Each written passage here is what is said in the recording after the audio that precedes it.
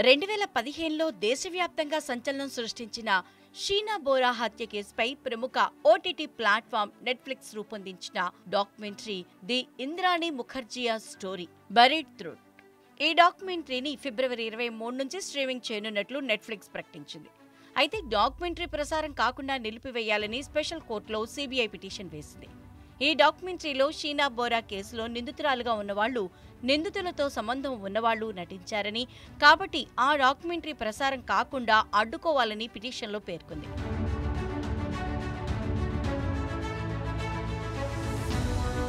అయితే ఈ డాక్యుమెంటరీ సిరీస్ను నెట్ఫ్లిక్స్లో ప్రసారం కాకుండా నిలపాలని అభ్యర్థిస్తూ సిబిఐ దాఖలు చేసిన పిటిషన్ను ముంబైలోని సిబిఐ ప్రత్యేక కోర్టు తోసిపుచ్చింది.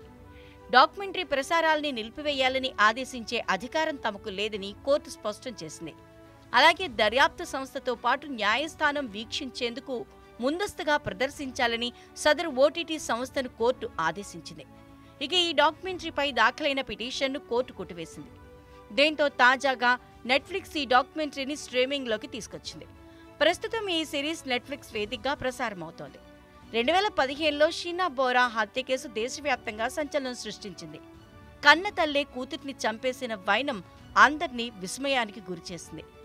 ఏప్రిల్ 2012 సంవత్సరంలో ఇంద్రాణి ముఖర్జియా తన డ్రైవర్ శ్యామ్వర్, మాజీ భర్త సంజీవ్ ఖన్నాతో కలిసి తన మరో మాజీ భర్తతో కన్నా 25 ఏళ్ల కూతురి షీనా బోరాను గొంతు నిలిమి చంపినట్లు ఆరోపణలు ఉన్నాయి.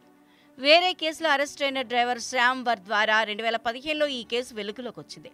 దాంతో 2015లో ప్రధాన నిందితురాలు ఇంద్రాణి ముఖర్జీతో పాటు డ్రైవర్ శ్యామ్వర్, మాజీ భర్త సంజీవ్ ఖన్నా, ప్రస్తుత భర్త పీటర్ ముఖర్జియాను పోలీసులు అరెస్ట్ చేసి జైలుకు పంపారు. అప్పట్నుంచి ఈ కేసును సిబిఐ దర్యాప్తు చేస్తోంది. ఈ కేసులో ప్రధాన నిందితురాలు ఇంద్రాణి ముఖర్జియాకు 2022లో బెయిల్ లభించింది. కేసులో ఇతర నిందితులు కూడా ప్రస్తుతం బెయిల్పై బయటే ఉన్నారు.